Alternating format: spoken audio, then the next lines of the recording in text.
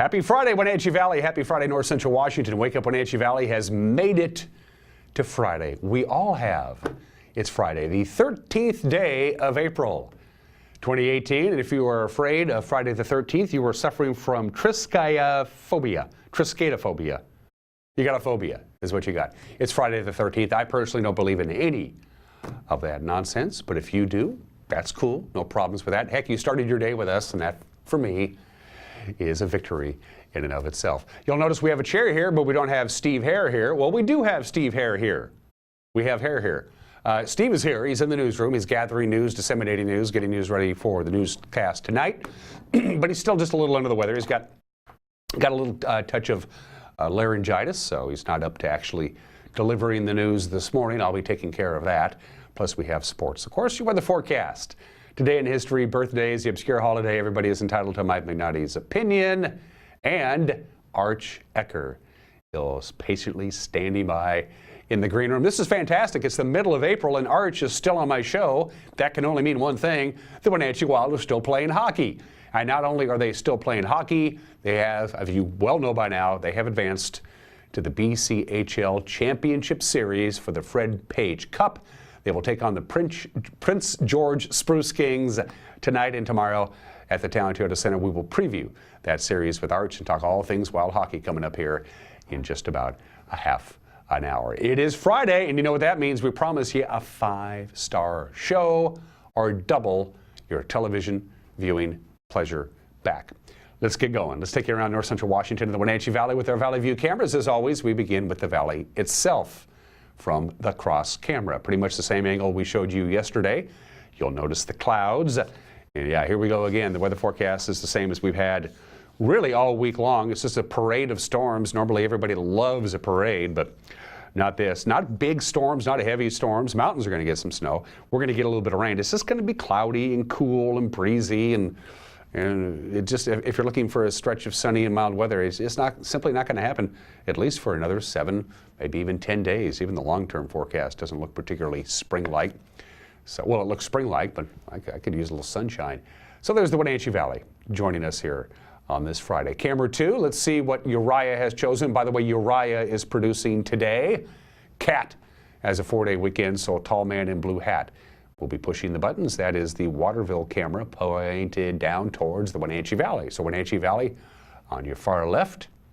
The lovely hamlet of Entiat is down there to your lower right-hand corner, and a beautiful view from the Waterville camera. Yeah, that's up there a ways, isn't it? You can see the high clouds. Where do we go to next? Camera 3. What do we got, Uriah?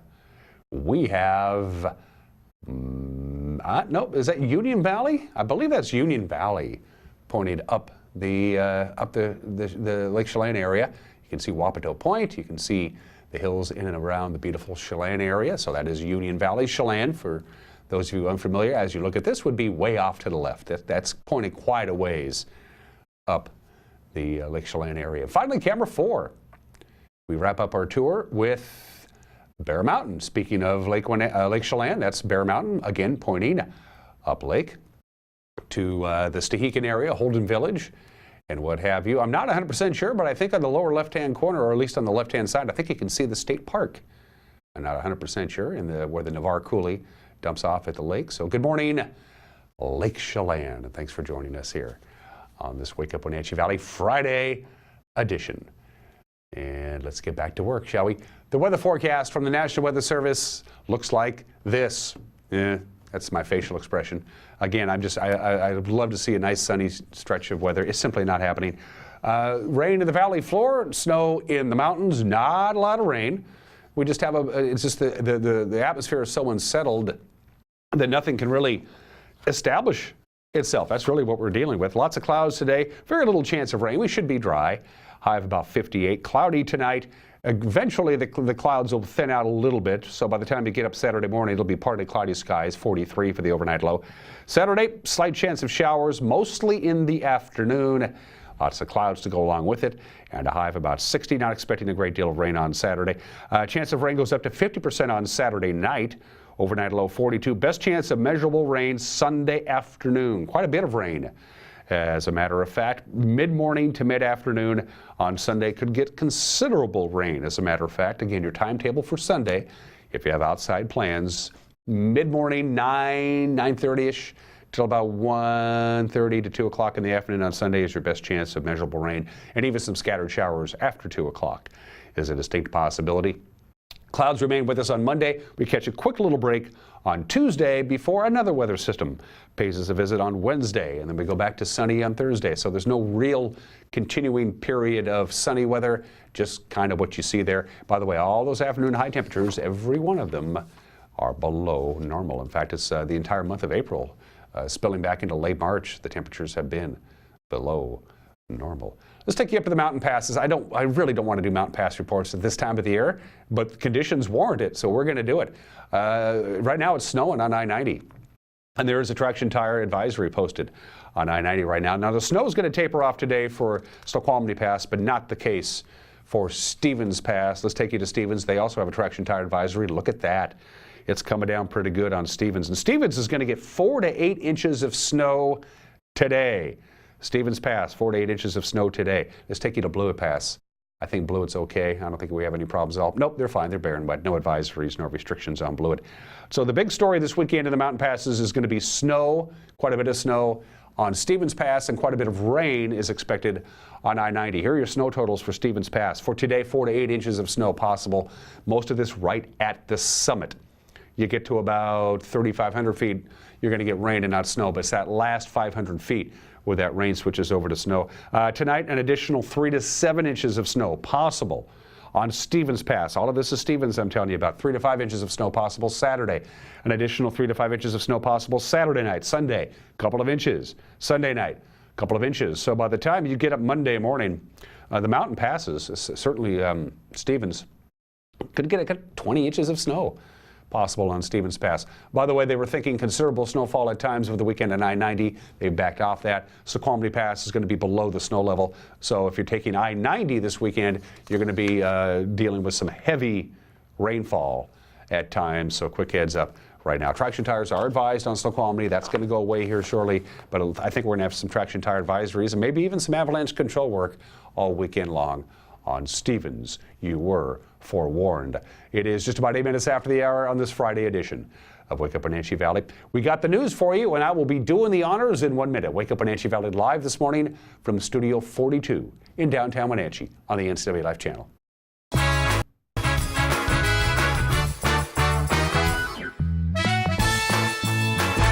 If you're stuck trying to find the perfect beer for you, look no further than Badger Mountain Brewing. We specialize in creating tantalizing craft beers that will soothe any picky taste buds and will satisfy your cravings. Check out everything from our amazing honey blonde that will appease even the most finicky taster, or a delicious frothy stout for dark beer lovers. Experience them all at Badger Mountain Brewing.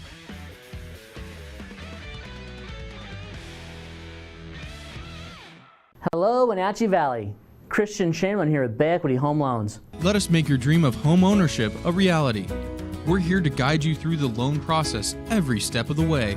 Check out our convenient online application. Bay Equity Home Loans in Wenatchee, your home for loans. Stop on by or give us a call today.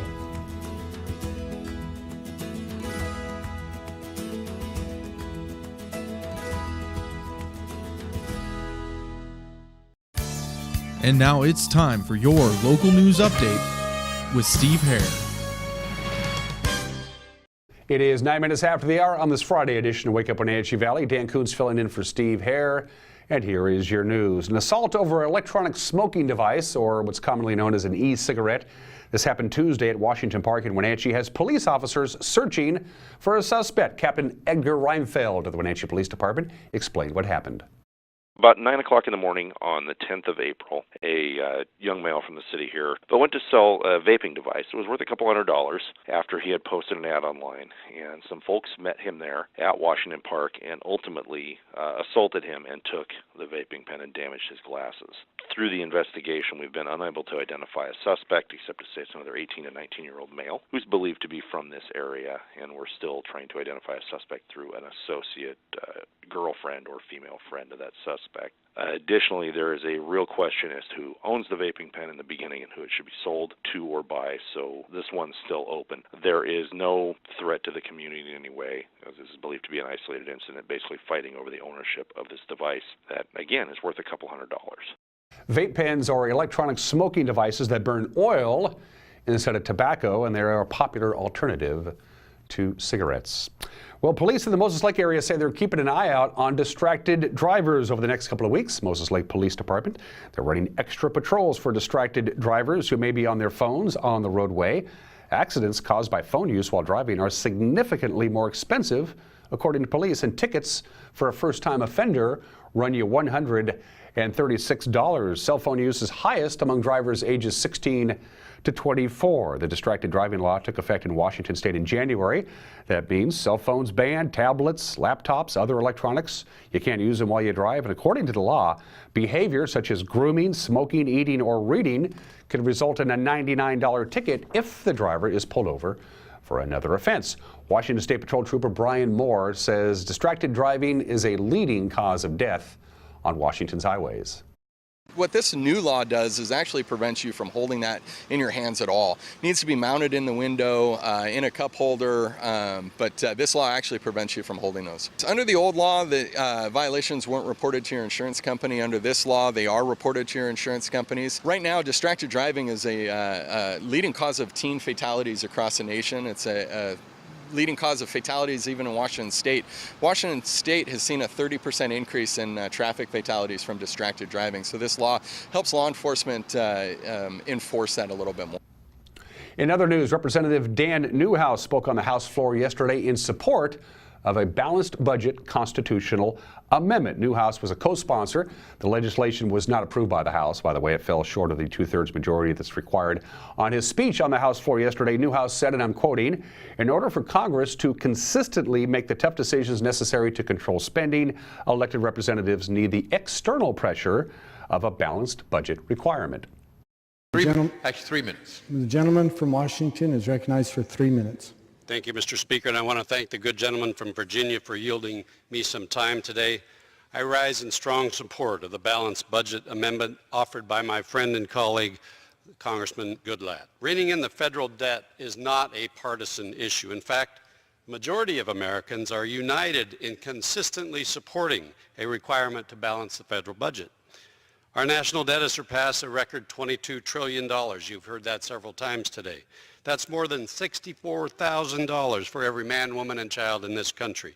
It's more than $174,000 of debt for every U.S. taxpayer. If we continue to let this number grow, we will continue to dig a deeper hole for our children and our grandchildren. Since I came to Congress in 2015, I've worked to ensure the government does not spend above its means. I've co-sponsored several resolutions in support of an amendment to the U.S. Constitution to balance the budget, and I'm proud to be an original co-sponsor of this legislation that we consider today.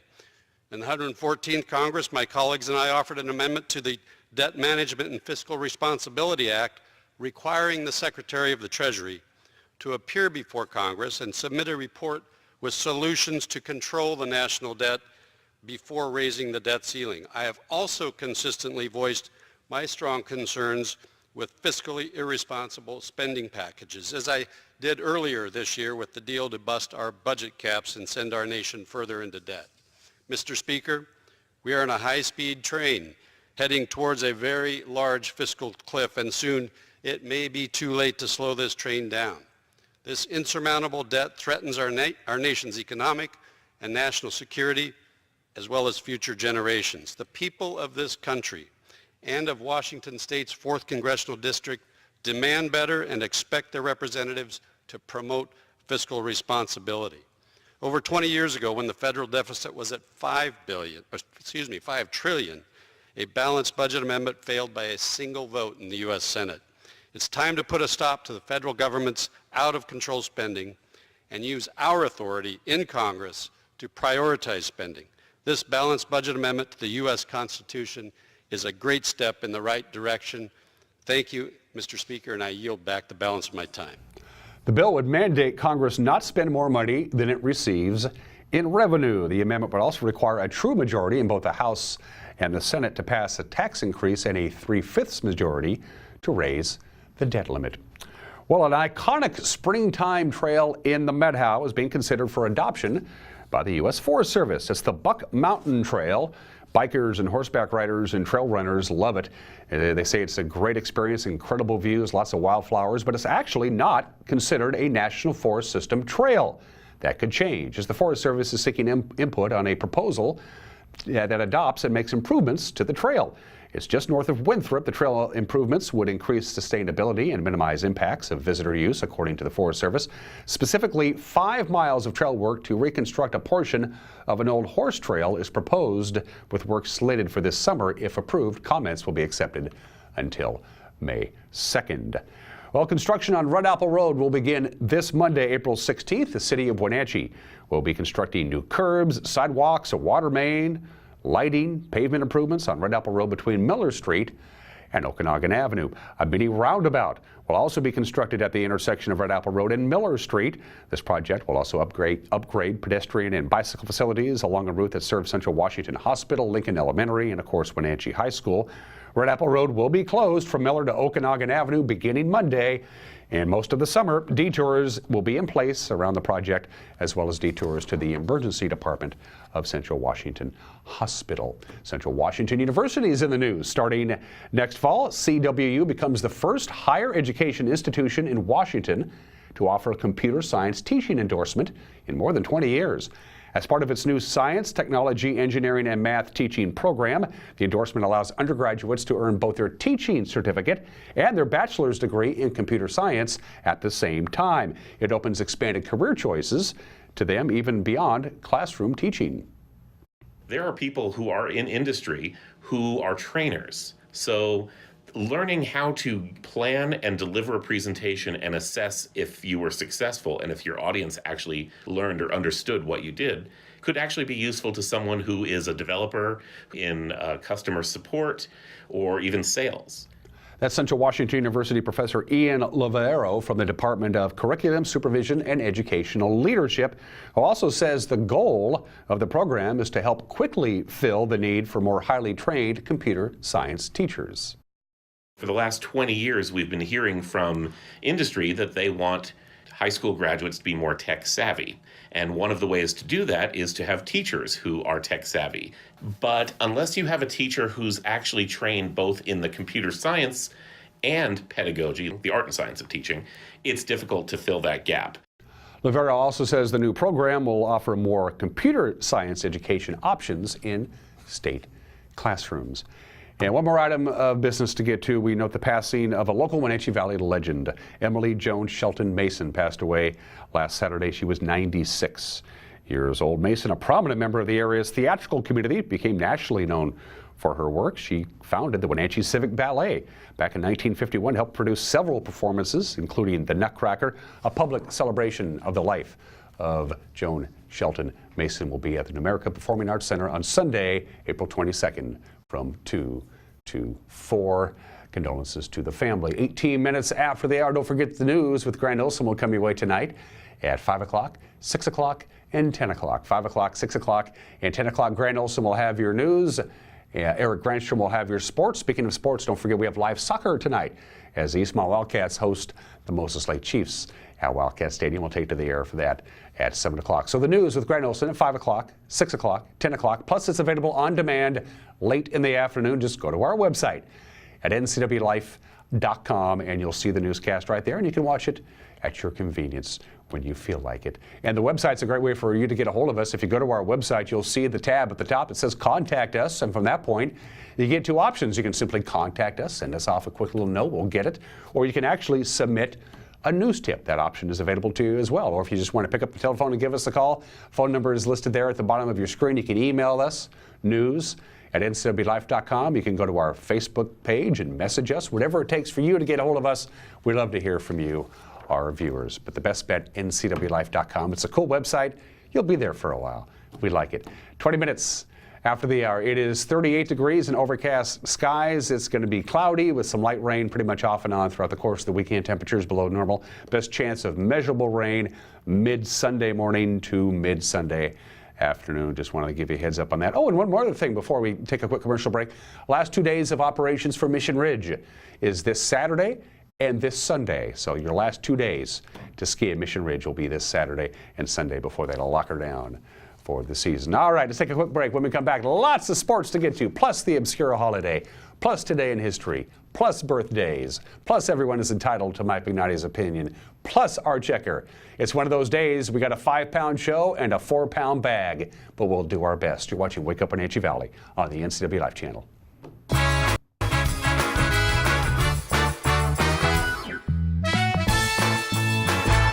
My name is Valerie Gray. I'm the Nutrition Service Manager at Wenatchee High School.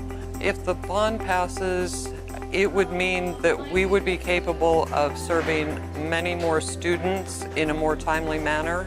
It would eliminate a lot of equipment problems that we have now that slow us down and present challenges to us every day. Our equipment is old. We've learned to work with it as best we can, but not having to fight the equipment every day would be a huge bonus. It turns out, some people are more likely to do well at charter college and succeed in a new career. So, what's this charter type? Charter types are go-getters. Charter types follow through. Charter types love a challenge. If you're a hard worker looking for a fast path to a better career, you're just our type. Charter College. We work to get you to work.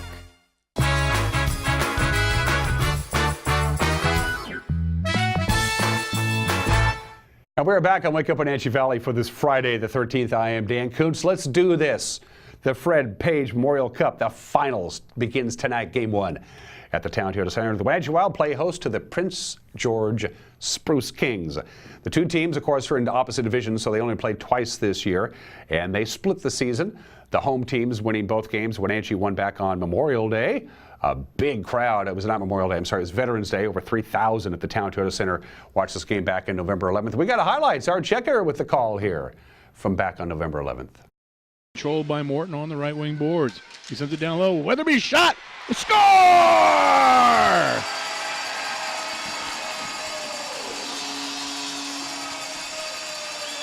And then back to Ahak once again. Work down the left wing boards.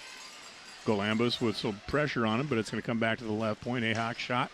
It's threaded through over on the back door. Shot and a score. As Prince George ties it up on the power play. Finishing it off was Ben Poisson as it just caromed off to the left side of Park.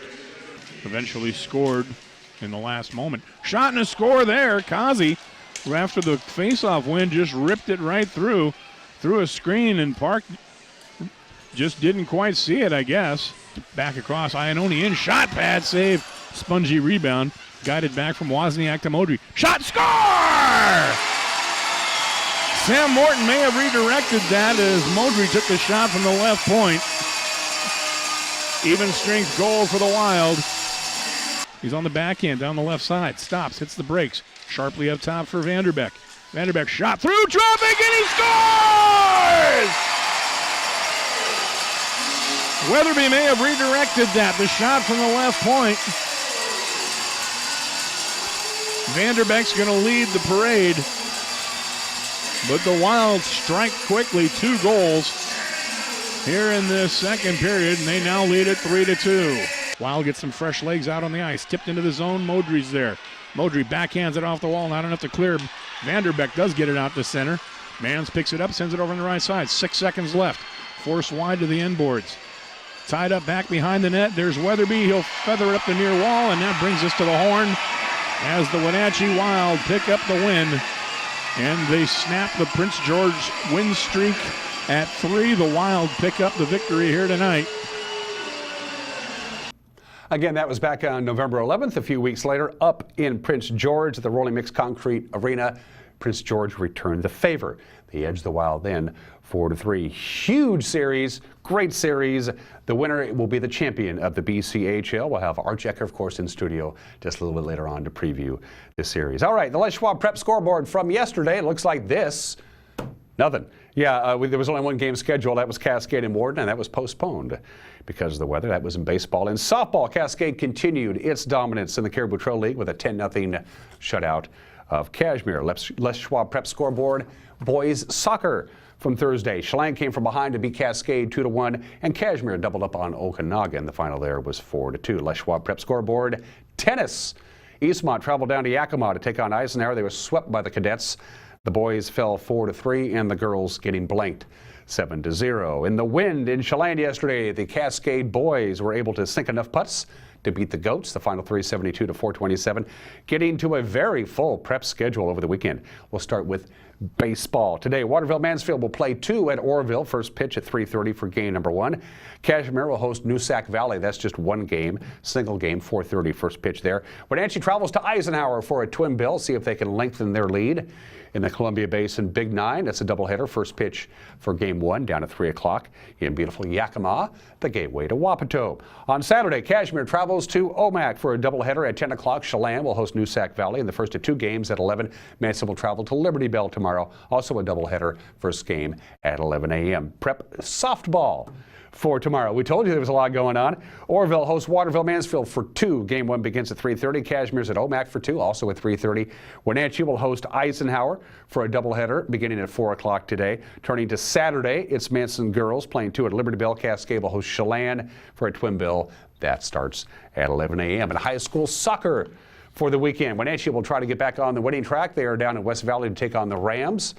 They'll take to the pitch at 7 o'clock. Eastmont will try to remain unbeaten in Big 9 league play. They welcome the Moses Lake Chiefs to town, and we will have that game at Wildcat Stadium at 7 o'clock live tonight on the NCW Live channel. If you can't make it out to the game, you can watch it here. Sebastian Moraga and Matt Wiesen will be calling the action. Coming up tomorrow in soccer, Manson travels to Liberty Bell. Kashmir will host Tonasca. Both of those games start at 11 a.m. It's a big track and field weekend. Omak, Antietam, and Chelan will travel to Manson. They'll get going at 9 a.m. That's awfully early to start running around, isn't it?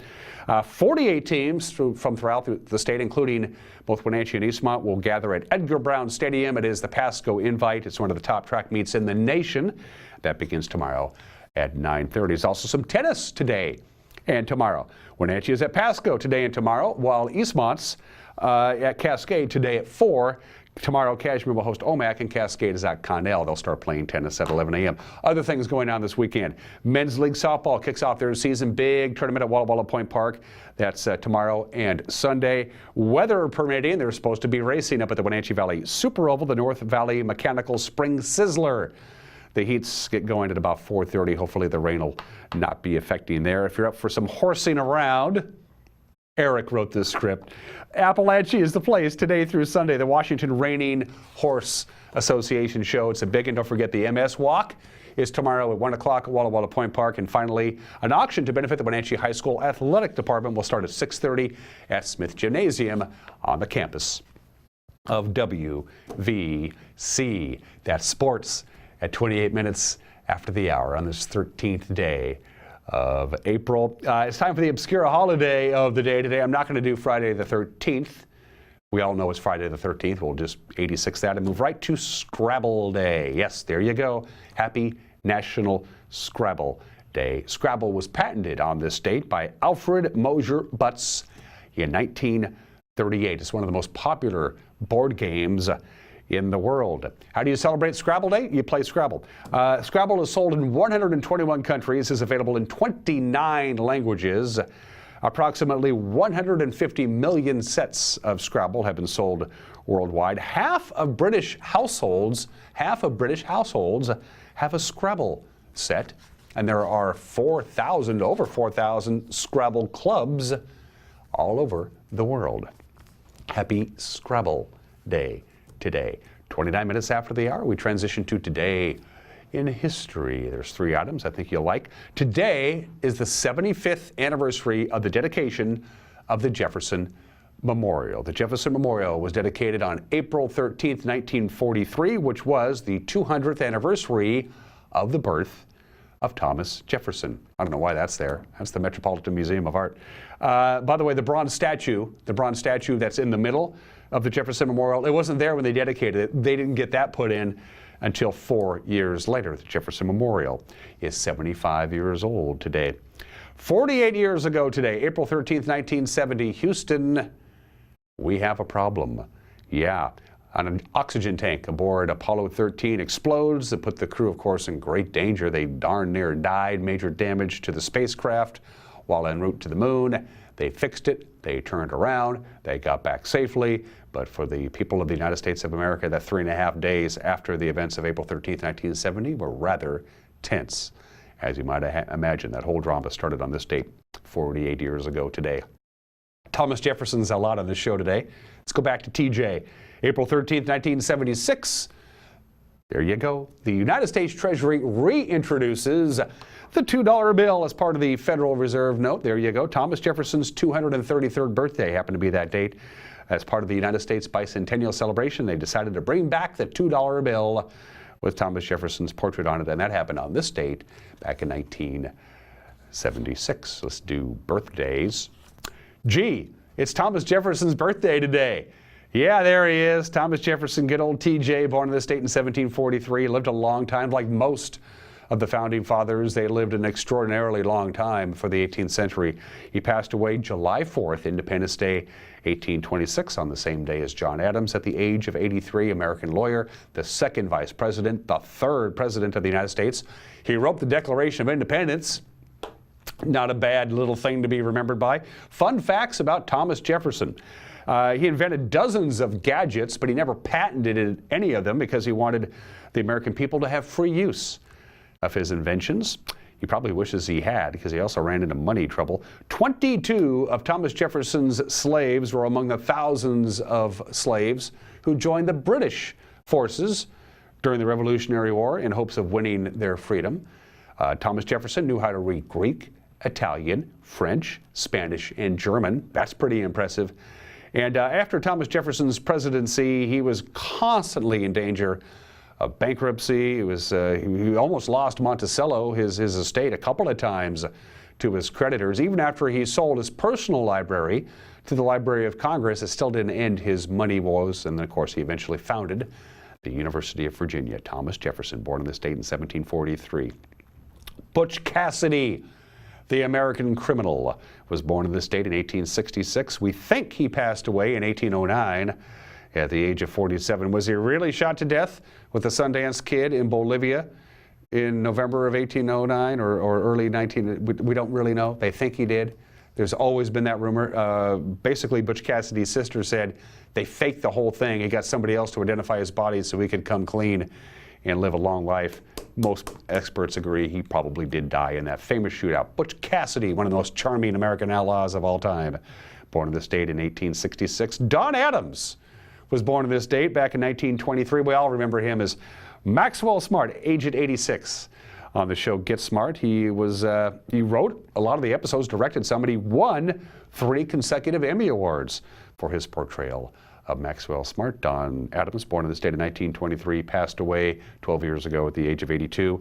And you'll love this. Wally Cleaver is 73. Tony Dow from Leave It to Beaver, the American actor, is 73 years old today. Happy birthday, Tony Dow. 33 minutes after the hour, everyone's entitled to Mike Manotti's opinion. And then my favorite guy, Arch Ecker. Let's talk hockey.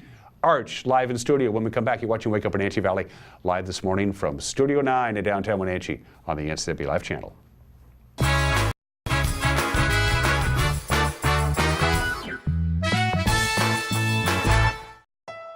Honda makes jets, robots, lawnmowers, motorcycles, boat motors. They're so well known and have a history of making quality machines and engines that's why we're willing to put on our automobiles a lifetime warranty. You know, some manufacturers, if they put this warranty on their vehicles, they'd lose money.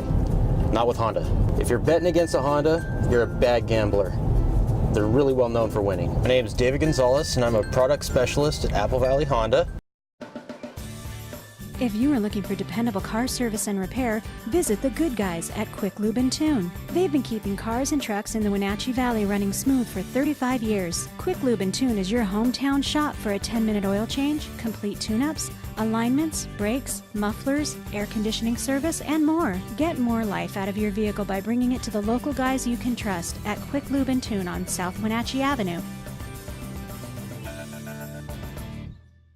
Your home for the 2018 Washington State Apple Blossom Festival is the NCW Life Channel. Be sure to watch the Kais Fiber Youth Parade Saturday, April 28th, the Les Schwab Classy Chassis Parade on Friday, May 4th, and the Milk Growers Grand Parade Saturday, May 5th, right here. Brought to you by Merry Maids. Relax, it's done. And by Schmidt Electric, serving the West since 1960. Your home for the 2018 Apple Blossom Festival is the NCW Life Channel. My name is Beth Chavilchek, and I'm a junior here at Wenatchee High School. I would really like to see the bond pass so we can have bigger classrooms and smaller class sizes. So vote yes, WHS, Panther Pride. I'm Ashley Turner, and I would love to see a less crowded lunch area and more parking space. That's why I ask you to vote yes for WHS. Vote yes, WHS, and let's fix Wenatchee High School for our kids. Paid for by Citizens for Wenatchee Schools.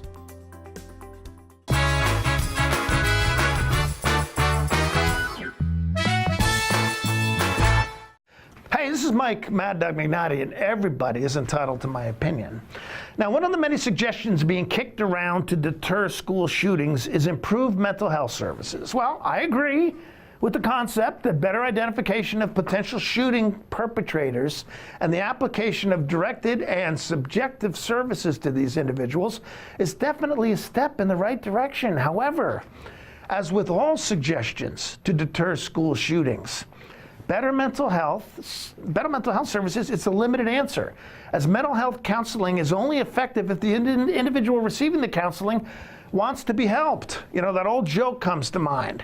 How many counselors does it take to change a light bulb? Well, only one, but the light bulb has to want to be changed. It's true. This is Mike Mad Dog McNaughty, and that's my opinion.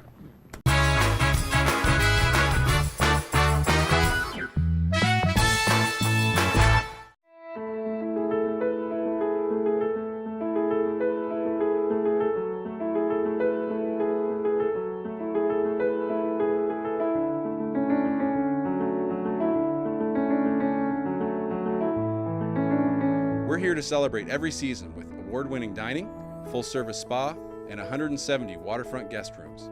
Come experience our tradition of hospitality at Campbell's Resort on Lake Chelan.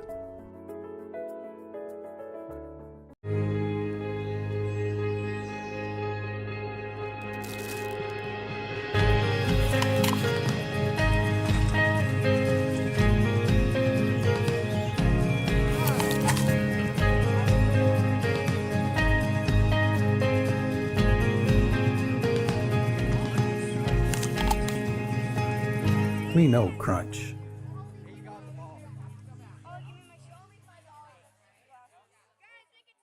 Können Sie mir das Problem sagen? Meinen Zylinder überschwingt. Flute, ich habe mein Fugen verloren. Keine Sorge. Global Car Care. We speak your car's language. Fragenschlussen. Hey, you. Well, I got a leaky transmission, my head gasket's shot, and I could use some new brake pads. That dog don't hunt. Global Car Care. We speak your car or truck's language. Some things are better slow. Internet is not one of them. With local Tel-Fiber Internet, slow internet is history.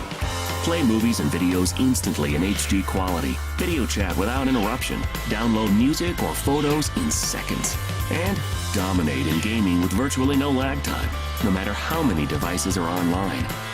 Experience gigabit internet. Call or visit LocalTel online to learn more.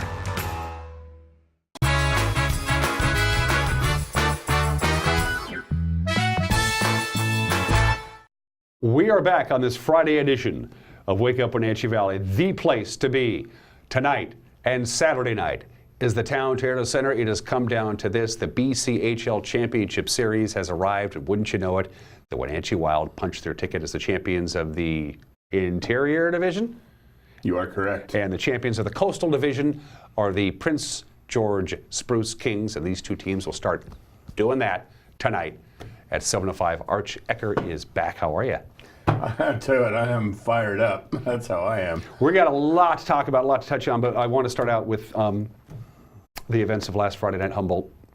Obviously, it was a great night. A week ago tonight is when they clinched their division and punch their ticket. And then, what did you get up Saturday morning and start reading the news? For me, that's when I found out. You know, here's the thing. So I got a text about 20 minutes before I went on air that there had been an accident.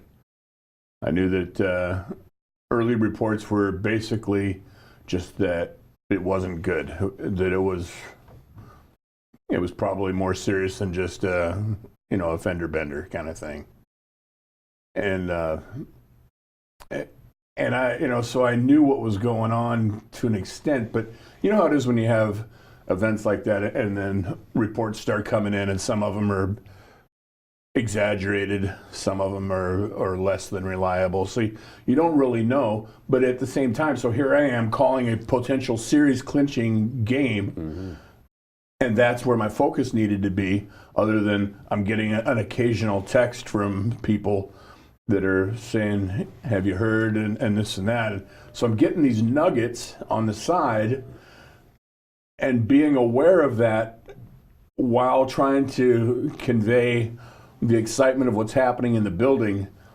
Oh, that was a roller coaster that, God, I hope I never have to take again. Because it was so exciting and so horribly suffocating at the time, and I'll tell you, and it got worse over the next couple of days, and I had people ask. I said, "Well, did you know someone there or whatnot?" And honestly, no.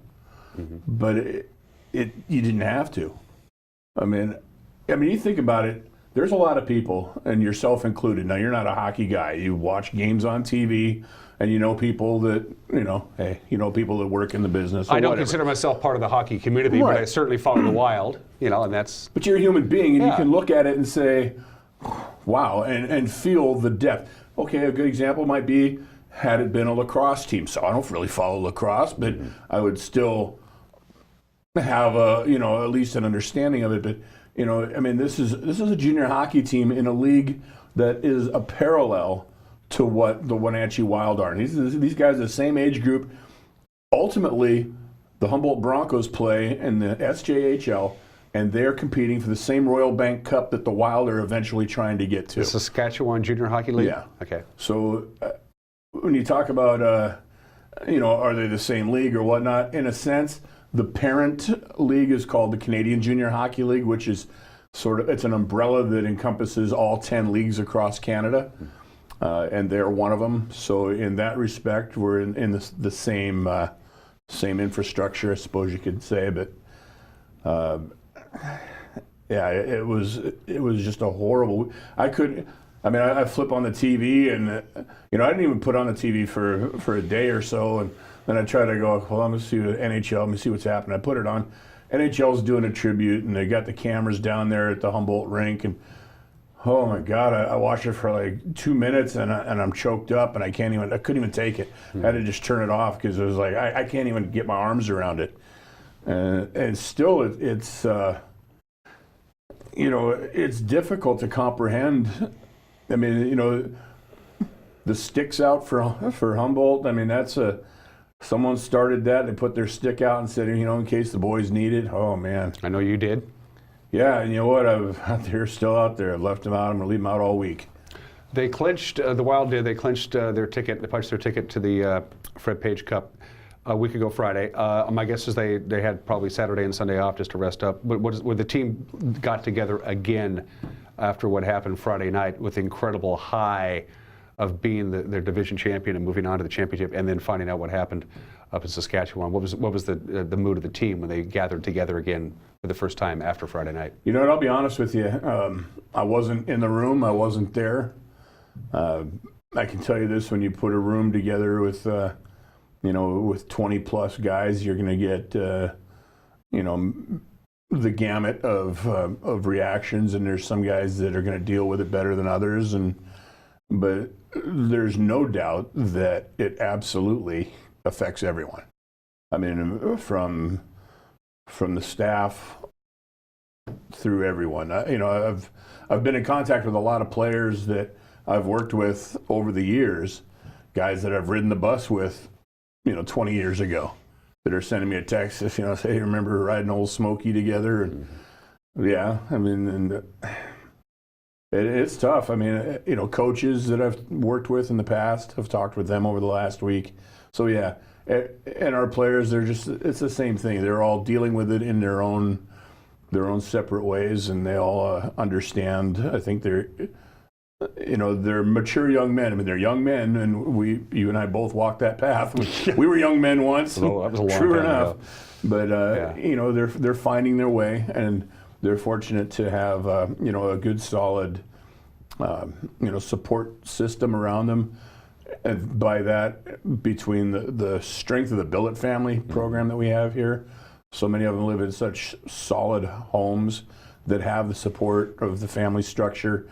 We got Don Myers, who's our team pastor, who's indispensable as far as being a rock for the guys, and so yeah, they're finding their way through, and and slowly, what began, it was the hashtag was pray for Humboldt, and whatever people's faith or whatever it is. I mean, pray for Humboldt has been sort of a rallying point, but it started to morph into play for Humboldt. And, the Humboldt Broncos organization themselves issued a statement that said, the power of healing is in the game.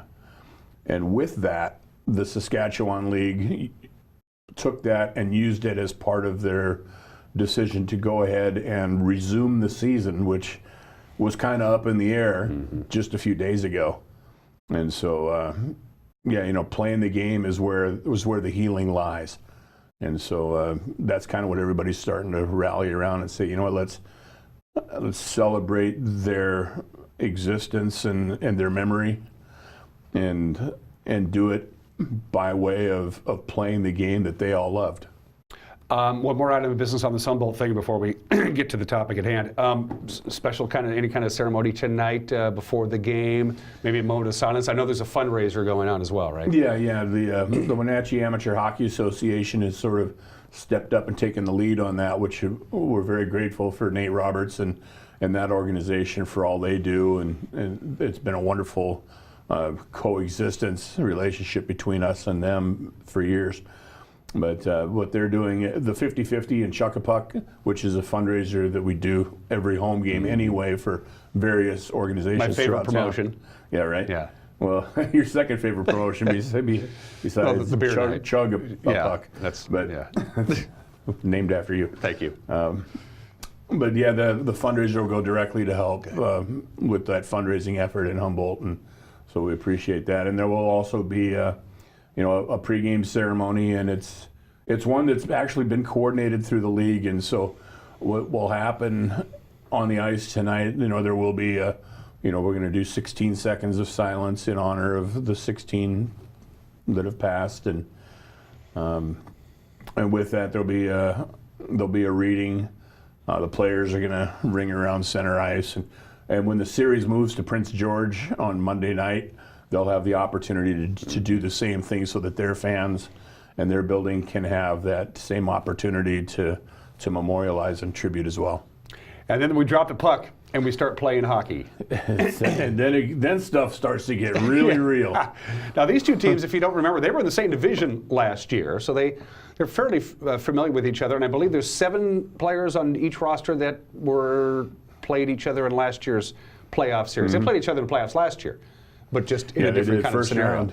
So last year. So it's the mainland division is what we were in last year, and Prince George won that division. Interestingly, they're the only division winner this year that moved on. Of course, Penticton won the interior, and they were eliminated by Trail, and then Victoria won the Island division.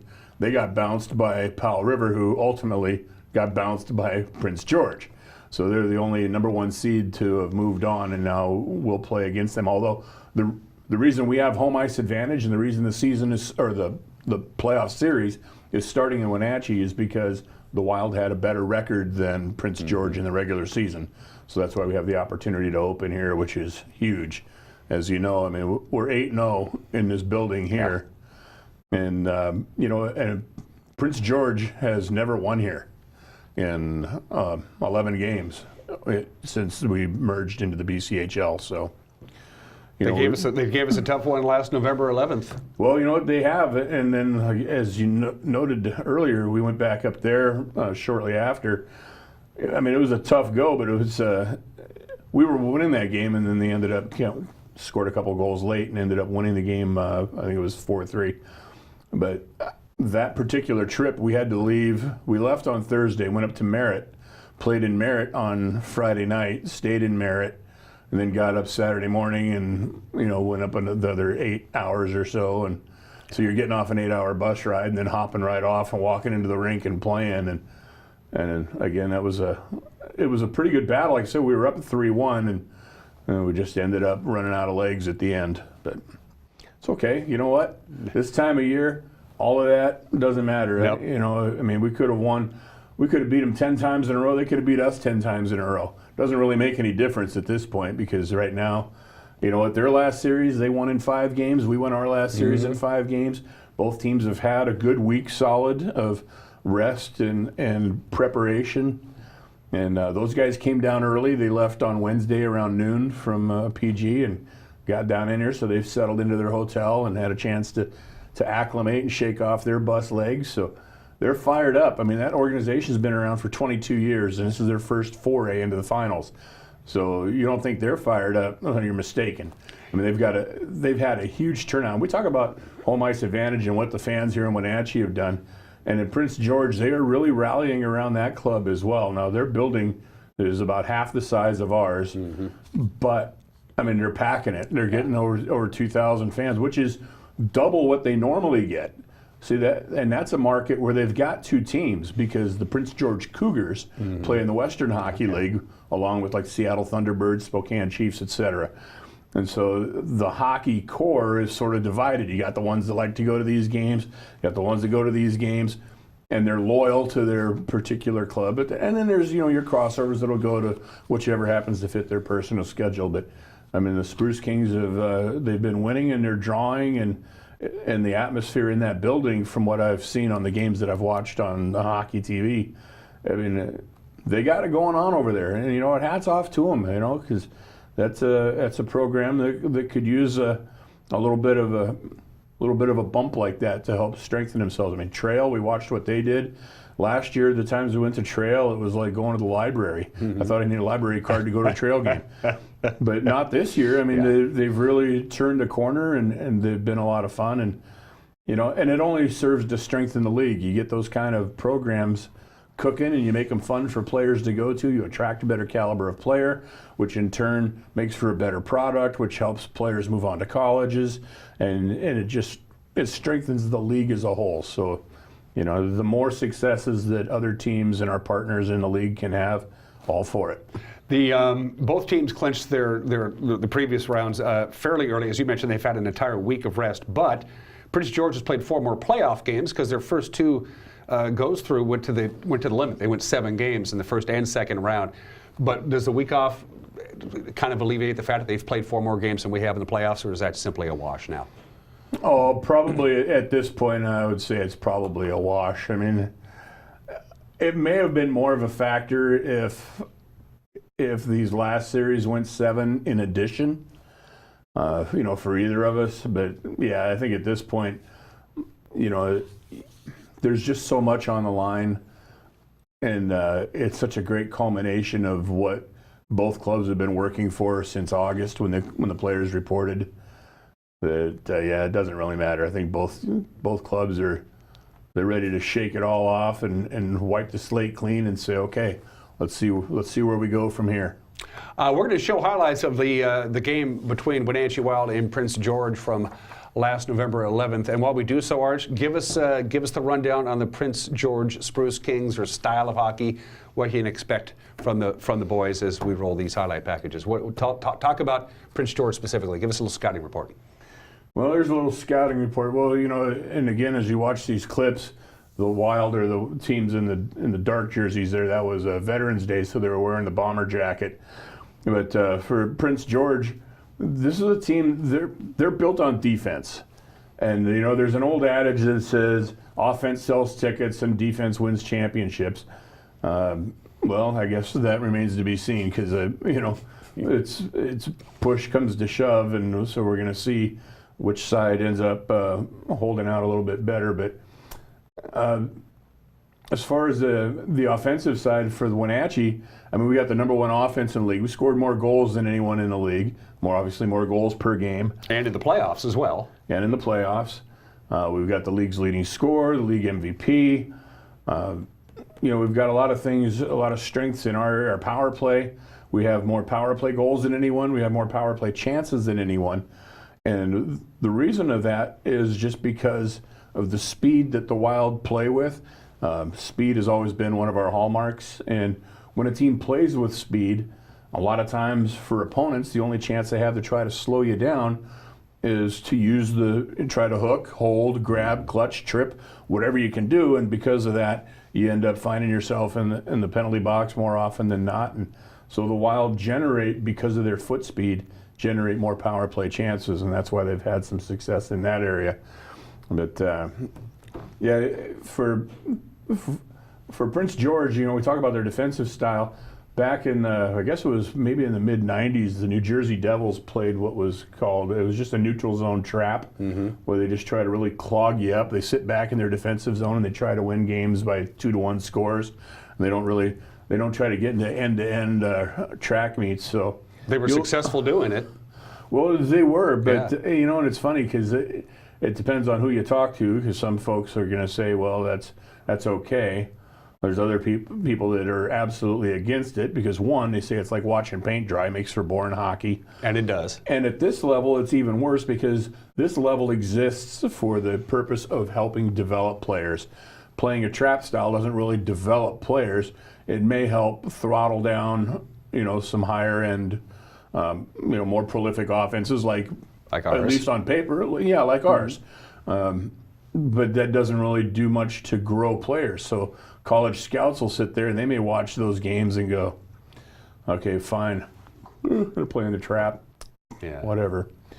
And it doesn't really help players get any better. So, it's tough, but it's going to be a good matchup because, like you said, I mean, they do what they do. That's their MO. They're not going to change it. Nor should they, because that's what they believe in. That's their identity. That's what they were constructed around. And the same is true for us. This is what we have built this team on, is our ability to make plays, be creative, and play with speed and attack. And we're going to continue to do that. And the players, to a man, understand and believe, because it's proven itself over the year throughout 58 games of the regular season and the 15 so far we've played in the playoffs, that when we play our game, we can't be stopped. In the second round of the playoffs, the Wenatchee Wild fell down 2-0 to Vernon. They won Game 3, won Game 4, won Game 5, won Game 6. From that point forward, that victory, that critical victory in Game 3 against Vernon, they have been playing incredible hockey. Are they ready? Are you ready? Are you pumped for tonight? Extremely ready. My goodness, this team I'm blessed to have the opportunity to travel and to, deliver the accounts and whatnot for every single game. But I watch these guys, and there's not a game that goes by that there's not something that happens that my jaw drops a little bit. And I've watched hockey a long time at a lot of different levels, and what these guys are capable of doing is really the pinnacle of what I've seen at this level. Their passing, the tic-tac-toe creativity, their vision, it's pro level. There's guys that are going to play pro hockey. We will see. Slava Dema's going to get drafted. It wouldn't surprise me if Cooper Zek ends up finding himself in an NHL uniform someday. Not to mention Jasper or AJ. You never know. Yeah. You just never know. But these guys, what they do on a daily basis, and it's the reward for the work they've put in. They deserve it, every last bit. 30 seconds. What do the fans do? How do they play their part tonight?